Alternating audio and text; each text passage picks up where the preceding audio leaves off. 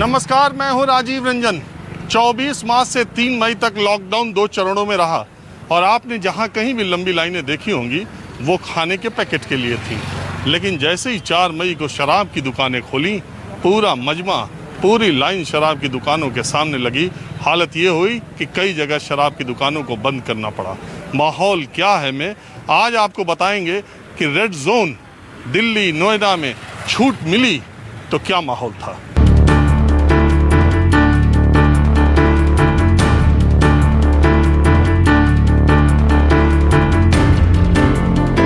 इसी जगह पर लॉकडाउन के दौरान खाने के लिए लंबी लाइन लगती, लेकिन छूट क्या मिली, कोरोना का डर गायब हो गया और लाइन लगाने वालों का पता बदल गया। ये भरी दोपहर नोएडा की शराब के दुकान के सामने लगी लंबी लाइन है। प्रख्यात कवि हरवंश राय बच्चन ने मधुशाला में लिखा है, हाथों में आने से पहले नाज दिखाएगा प्याला, अधरों पर आने से पहले अदा दिखाएगी हाला। कहीं किसी को जल्दी नहीं है और सबके अपने अपने तर्क। कितनी देर से खड़े हो? हाँ, 1 घंटा हो गया। 1 घंटा हो गया। तो कोई थकावट, कोई शिकन? हाँ, थकावट तो लग रहा है। थकावट तो लग रहा है, धूप है, थकावट नहीं लगेगा। हाँ? थकावट तो लग रहा है, लेकिन तब भी हाँ अभी छाई है। हाँ? अभी छाया है ये। तो कब तक नंबर आएगा अभी? हाँ जी, हाँ 20 मिनट और लगेगा। तो ये जो बैग लिए हैं क्या पूरा महीने का कोटा? ढकने के लिए नहीं है ना बाल, ढकने के लिए धूप। आप क्या करते हैं? मैं जॉब करता हूँ प्राइवेट। बहुत दिन बाद खुली ना? खुलने को तो बहुत दिन बाद खुली, उससे कोई इंटरेस्टेड नहीं होता। कोई खुल जाए, मिल जाए, ना मिले, क्या करेंगे। इतना शर्मा के क्यों बोल रहे हो जब आए हो तो? शर्माने क्या मतलब है, शर्माते नहीं हम अब तो घर जा रहे हैं वापसी, ये भीड़ देख करके। हाँ? ये भीड़ देख करके घर वापस आ रहे हैं। कौन लाइन में लगेगा धूप में? अरे देख रहे हैं कहाँ तक लाइन है? वो देख लिया, जब तो जा रहा हूँ बस। हाँ? लाइन देख करके तो जा रहे हैं आप, और क्या करेंगे। तो वैसे मन था आज? मन था लेने का, नहीं मिला। तो ये कौन टॉनिक है? टॉनिक क्या है, बस ऐसे ही अपने वो है। नौकरी करते हैं, प्राइवेट सर्विस। तो खाने पीने का इंतजाम सही था? हाँ सब सही है सर। पीने का नहीं था? पीने का नहीं था, 40 दिन बाद खुला है, बहुत खुशी की बात हुई। खुशी की बात है। हाँ सर, क्यों? बहुत दिन से नहीं मिल रहा था। अरे तो ये कौन सा पौष्टिक चीज है? क्या करें सर, डेली पीते हैं, नहीं मिल रहा था, परेशान थे। खाने से ज्यादा पीने के लिए? नाश्ता भी नहीं किया सर इसके लिए। हाँ? हाँ, नाश्ता भी नहीं किया। आज भूखे पेट लग गए लाइन हाँ में? सर, क्या करें सर। जो सही है सर। नहीं ठीक है हकीकत जो यार। है वो बता रहे हैं। देखो ये पीने वाले बहुत अजीब होते हैं, क्या किया यहाँ से दूर खुद के करीब होते जी हैं। सर। ये अच्छी बात है, सही बात बोल रहे हो। हाँ सर, नहीं आपसे गलत झूठ तो नहीं बोला, जो सही है सही है। बिना खाए पिए लाइन में लगे, लेकिन घर में तो बवाल होता होगा। नहीं, कोई ऐसी कुछ नहीं। बच्चे बोलते हैं पियो, घर में पियो, क्या करें, मिल नहीं रहा, आ गए इधर पीने। लेकिन ये अच्छी चीज तो है नहीं। अच्छी चीज़ नहीं सर, लेकिन आदत पड़ गई, क्या किया जाए। अच्छा एक बात है, सोशल डिस्टेंसिंग का कहीं पालन किया जा रहा हो और नहीं किया जा रहा हो। ये देखिए ये जो दुकान खुली है, ये जो गोला बना है, हर आदमी उसी गोले के पास है। देखिए कहीं कोई नियम कानून नहीं तोड़ा जा रहा है। अजीब सा माहौल है। और देखिए मैं इस इलाके में जिसमें हूँ, ये वो इलाका है जो मैं आपको पहले भी दिखाया था, जहाँ खाने के लिए लाइनें लगती थी। ये बिल्कुल काम करने वाले मजदूर या कम आय वाले लोगों की लाइन है। नेताजी नेता हैं? नहीं है जी नेताजी। हाँ? नेताजी होते तो यहाँ लाइन में थोड़े होते सर। अरे यार जब मिल ही रही है तो लाइन ही में लग के लेना तो पड़ेगा। क्या करा सर, यहाँ खड़े थोड़े होते हैं। हाँ। कितनी देर हो गई आपको वैसे लगे? हमें हो गया सर 1 घंटा से ऊपर हो गया। अभी कब तक खड़े रहने का इंतजार है? क्या करा, जब तक नहीं मिलेगा तब तक खड़े रहेंगे। मालूम है आज कई जगह दुकानें भी बंद हो गई। हाँ जी, हाँ? हाँ सुना हमने यहाँ ये खुला। देखिए ये पुलिस वाले को दौड़ाना पड़ रहा है। जो लोग लाइन में नहीं है, पुलिस वाले को उसको दौड़ाना पड़ रहा है। यहाँ भीड़ इतनी इकट्ठी हो गई है। 1970 मतलब 70-80 के दशक में अमिताभ बच्चन की फिल्मों के लिए सिनेमा हॉल के बुकिंग काउंटर पे जिस तरह की भीड़ होती थी, आज उस तरह की भीड़। एक ही दिन की खुराक लेने हाँ जी, बस एक ही दिन का, एक क्वार्टर थोड़ा लेने। चैन आ जाएगा। चैन क्या आ जाएगा, चैन जरा से पेट जरा सही, गैस्ट्रिक हो रही, इसको सही हो जाएगा। और क्या करें सर। एसिडिटी की दवा है क्या? नहीं सर, अब सोचा, हमने कहा चलो, पहले लेते थे सर। हम लोग एक्सपोर्ट में काम करते थे, कपड़ा का काम करते थे, उससे धूल बैठ जाती थी। कभी हफ्ते में एक बार लेते थे। हाँ, थोड़ा साफ कर देते। जरा हाँ जी, उसका क्योंकि धूल उठती है तो कब बैठता है, हफ्ते में कभी एक आध बार ले लिया, आधा क्वार्टर। अब हम एक क्वार्टर जैसे ले जाएंगे, 2-3 दिन चल जाएगा। कड़ी धूप भी मंजूर, इंतजार में कोई बेकरारी भी नहीं। बच्चन साहब ने मधुशाला में ही लिखा है, नहीं चाहता आगे बढ़कर छीनूं औरों का प्याला, नहीं चाहता धक्के देकर छीनूं औरों का प्याला। लेकिन जिन्हें जल्दी है उनको लाठियां खाने से भी परहेज नहीं। कोई भी कैसे भी बस ले लेना चाहता है। ये नोएडा की ही दूसरी दुकान पर लगी भीड़ है। यहाँ भी कोई घबराहट नहीं। बच्चन की मधुशाला यहाँ सच साबित होती साक्षात दिख रही है। बहुतेरे इनकार करेगा साकी आने से पहले, पथिक न घबरा जाना पहले, मान करेगी मधुशाला। मधुशाला सारे तरह के भेद मिटा देती है। रिक्शे वाले, साइकिल वाले, कार वाले सब लाइन में एक ही तरह से खड़े हैं और सबका एक ही मतलब देखना पड़ेगा, सबको धैर्य भी उसी तरह का है। राजीव रंजन जी, हाँ जी, कभी बंद हो जाए, लाइव दिखा दो, कभी बंद हो जाए। हाँ, और क्या, पत्रकार लाइव दिखा दो, अभी बंद हो जाए। अरे नहीं बंद होगी, क्योंकि मैं आपका बहुत बड़ा फैन हूँ और इसलिए मैं आपको पहचान गया, तो तभी बोल रहा हूँ कि थोड़ा शाम को दिखाना, पता लगा अभी बंद हो जाए। पक्का है, हमारा शाम को ही आता है, तब तक मिल जाएगी। हाँ हाँ, बस बस बस, ठीक है, बहुत बहुत शुक्रिया। अच्छा, एक बात बताइए, कितना इंतजार, मास्क लगाइए, कितना इंतजार था आपको? इंतजार क्या था, इंतजार तो नहीं करते थे, मगर उत्तर प्रदेश में रह रहे हैं तो कहीं से जुगाड़ कर करके पी भी रहे थे, थोड़ा महंगा कर हो रहा था। हाँ, वो है ना, एक शेर है, उन्हें क्या बताओगे, मैं खाने का रास्ता है दोस्त, वो खोज ही लेंगे जिन्हें पीने की आदत है। बिल्कुल, जब कहते हैं खोजने से भगवान मिल जाते हैं, तो फिर उत्तर प्रदेश में तो सब कुछ मिलता है। अच्छा, एक बात बताइए, ये इतनी ज़रूरी चीज़ क्यों है जिसके लिए इस दोपहर में सूर्य एकदम सिर के ऊपर है और लाइन इस तरह से लगी हुई है?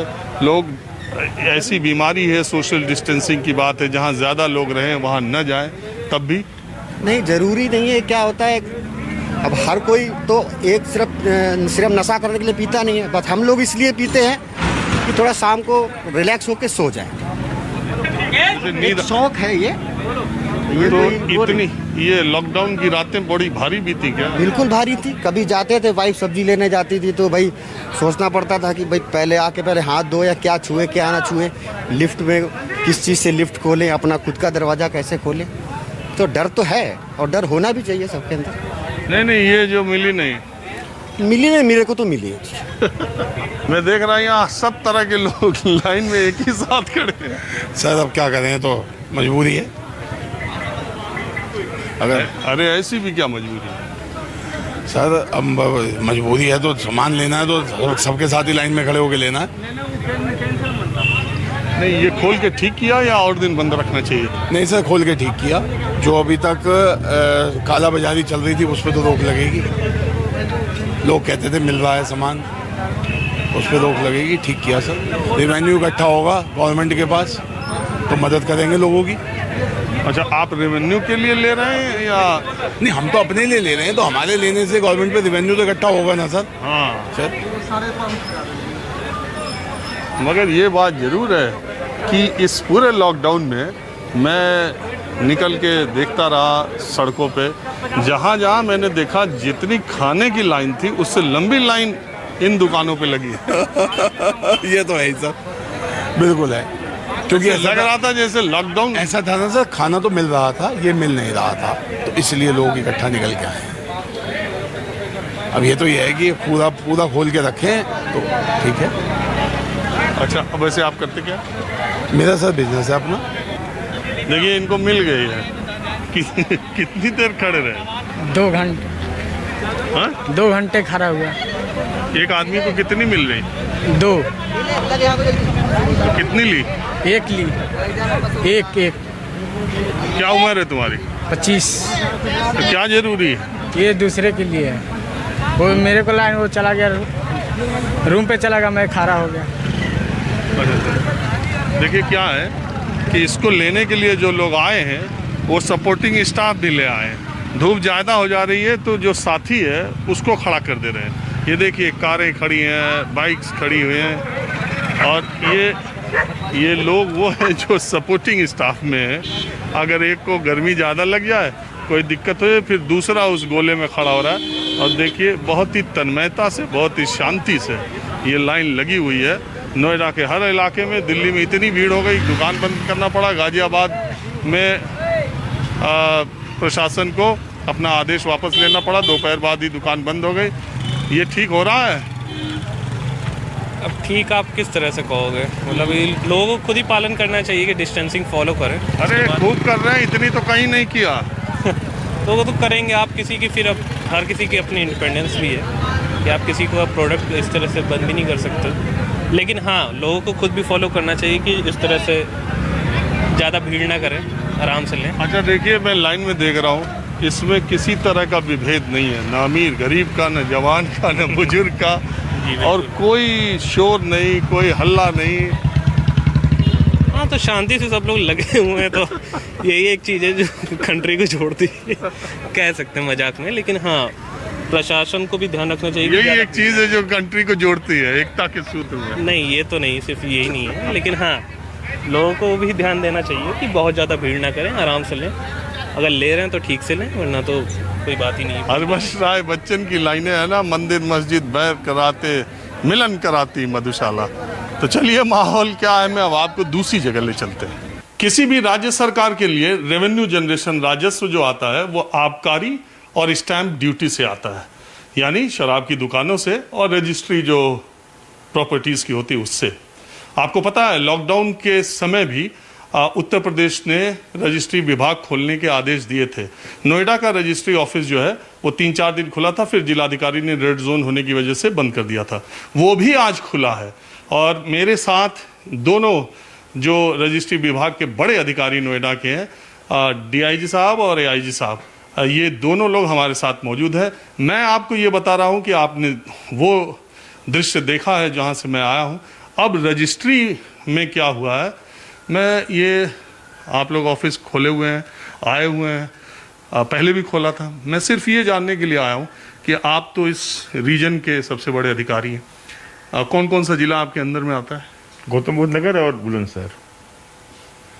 तो जब पीछे बुलंदशहर, तो शायद वो रजिस्ट्री का ऑफिस लगातार खुल रहा है? लगातार खुल रहा है, शासनादेश के बाद से लगातार खुल रहा है। 20 दिन हो गए खुलते? हाँ, 20 दिन से ज़्यादा ही हो गए हो। नोएडा इतना बड़ा इंडस्ट्रियल एरिया भी है, रेजिडेंशियल एरिया भी। उधर 4 दिन जब खुला और आज कोई रजिस्ट्री, कोई काम, कोई व्यक्ति आया यहाँ? नहीं, कोई रजिस्ट्री नहीं हुई है, न कोई रजिस्ट्री हुई है, न कोई एप्लीकेशन आई है रजिस्ट्री के लिए। और वहाँ बुलंदशहर जहाँ 20 दिन से खुल रहा, वहाँ भी यही स्थिति है, कोई रजिस्ट्री नहीं हुई है, कोई एप्लीकेशन नहीं आई है। एक भी रजिस्ट्री बुलंदशहर में भी नहीं। माने इतने दिन ऑफिस खुलने में कोई रेवेन्यू प्राप्त नहीं हुआ है। 1 रुपए का रेवेन्यू भारत यूपी सरकार को नहीं मिला, नहीं प्राप्त हुआ है। यस, हमको लग रहा है कि अभी लोग डर रहे हैं आने के लिए। जब ये आवागमन फ्रिक्वेंटली शुरू हो जाएगा और उनको आने में दिक्कत ना होगी, थोड़ा सुविधा हो जाएगी लोगों को, तो संभवतः शुरू हो जाए। GP सिंह साहब हैं, DIG रजिस्ट्री जिसको बोलते हैं। मैं ये जानना चाह रहा हूँ कि नोएडा और बुलंदशहर का ईयरली रेवेन्यू, राजस्व यूपी सरकार को कितने का है? ऑलमोस्ट जो है 2800 करोड़ का है। पिछले साल 2800 करोड़ से कुछ ज़्यादा ही था टारगेट। पिछले साल अप्रैल में कितना था राजस्व? पिछले साल अप्रैल में अभी तुमको याद नहीं है, बट 150 करोड़ के आसपास तो नोएडा से प्राप्त हो ही जाता है ना। ये इस बार एक ढेला भी नहीं। इस बार तो नहीं प्राप्त हुआ। 20 तारीख के बाद ऑफिस खुला ही नहीं। असल में हमारा ऑफिस तो थोड़ा पहले ही बंद हो गया था ना। 19 मार्च से बल्कि हमारे यहाँ रजिस्ट्रेशन का कार्य बंद हो गया था शासन के आदेश से। तो AIG साहब हैं, दूसरे बड़े अधिकारी रजिस्ट्री विभाग के। मैं आपको ये दिखा रहा हूँ, मैं दरअसल आज आबकारी की दुकानें खुली थी ना, तो मैं वहाँ गया तो वहाँ किलोमीटर लंबी लाइनें, इतने सारे लोग निकले हुए हैं। तो जो दो रेवेन्यू के मेजर सोर्स हैं, एक में तो इतना और दूसरे में सियापा। हाँ, ये सही बात है। जनपद गौतम बुद्ध नगर में रजिस्ट्री के 6 ऑफिस हैं, 3 नोएडा में और 3 ग्रेटर नोएडा में जी। और ये सरकार के राजस्व का लगभग 33% यहाँ से आता है, किंतु जब से लॉकडाउन हुआ है तब से एक भी रजिस्ट्री नहीं हुई है। मतलब यूपी भर में जितना रेवेन्यू आता है इस टाइम से उतना 1/3 के नोएडा, 1/3 जो है ये जनपद गौतम बुद्ध नगर समझिए। मतलब 2597 करोड़ केवल जनपद गौतम बुद्ध नगर का लक्ष्य है, जिसमें 1856 करोड़ प्राप्त हुआ था पिछले वित्तीय वर्ष में। 1856 प्राप्त हुआ था, उसके पिछले वित्तीय वर्ष में 1869 करोड़ प्राप्त हुआ था, जबकि इस वित्तीय वर्ष में 10 दिन लॉकडाउन के कारण बंद भी रहा। लेकिन अब वर्तमान वित्तीय वर्ष में एकदम इनकम की स्थिति शून्य है और हम लोग पूरा प्रयास कर रहे हैं और ई स्टाम्प के ऑफिसेज भी खुलवाए गए हैं, लेकिन कोई स्टाम्प लेने तक नहीं आ रहा है। जनता में भी जागरूकता है, भय है, पैनिक है लोगों में। और सबसे बड़ी बात यह है कि रजिस्ट्री ऑफिस में जो रजिस्ट्री होती है वो बायोमेट्रिक्स के माध्यम से होती है, और बायोमेट्रिक्स के माध्यम से होने के कारण संक्रमण का खतरा ज़्यादा रहता है। तो इस वजह से जो है अधिवक्ता भी और जो है जनता भी अपना बचाव करने के लिए रजिस्ट्री ऑफिस में आने से डर रही है। तो देख लीजिए, एक तरफ तो गवर्नमेंट का जो रेवेन्यू का सोर्स है वो खुलते ही कुछ आमद होने लगी, और दूसरी तरफ ऑफिस खोल के बैठे हैं 2 बड़े अधिकारी और इनके कर्मचारी। एक आदमी जो आया हो, 1 रुपये जो रेवेन्यू मिला हो, माहौल क्या है में दूसरी जगह चलते हैं। बहुत लोगों के दिमाग में ये सवाल उठ रहा होगा कि आखिर से सरकारों ने शराब की दुकानें खोलने का फैसला क्यों किया। तो इसकी वजह यह है कि सरकार को राजस्व जिन जगहों से आता है उसमें आबकारी विभाग नंबर 1 पर आता है और उसको रेवेन्यू मिलता है, और सरकारों को 1/10 कमाई हो रही। तो ऐसे में सरकारें कैसे चलेंगी, सरकारी लोगों को तनख्वाह पेंशन कैसे मिलेगी, इसी सब वजहों से खोला गया। मैं इस वक्त परिवहन विभाग में हूँ और नोएडा के ARTO AK पांडे जी हमारे साथ हैं। रेवेन्यू का एक मेजर सोर्स परिवहन विभाग भी किसी भी स्टेट के लिए होता है आबकारी स्टैम्प के बाद। पांडे जी, मैं आपसे ये सवाल ARTO साहब पूछना चाह रहा हूँ कि आपके यहाँ जो अप्रैल में लॉकडाउन का 1 महीना था, रेवेन्यू की क्या स्थिति थी, और ये 4 दिन जो मई का बीता है? माननीय उच्चतम न्यायालय द्वारा एक आदेश पारित किया गया था कि यूरो 4 गाड़ियों का पंजीयन 31 मार्च तक कर लिया जाए। लॉकडाउन होने के कारण उन गाड़ियों का पंजीयन नहीं हुआ था, तो पुनः आदेश उसमें हुआ था कि 30 अप्रैल तक उनका पंजीयन करें, जिसके क्रम में हमारा कार्यालय 20 अप्रैल से खुला, जिसमें हम लोगों ने करीब 3 करोड़ 57 लाख रुपए राजस्व अर्जित किया है। ऐसे करीब 2200 वाहनों का पंजीयन भी हम लोगों ने किया है। और मई में, मई के 4 दिनों में मई के 4 दिनों में तो अभी कोई आदेश नहीं है।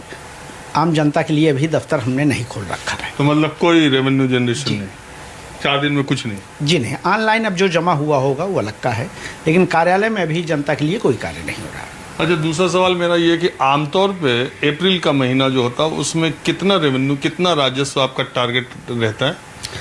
औसत करीब अप्रैल माह में हमारे यहाँ करीब 35 करोड़ रुपए से ऊपर का ही राजस्व लक्ष्य रहता है, लेकिन अब इस महीने में तो ऐसा नहीं हो पाया है।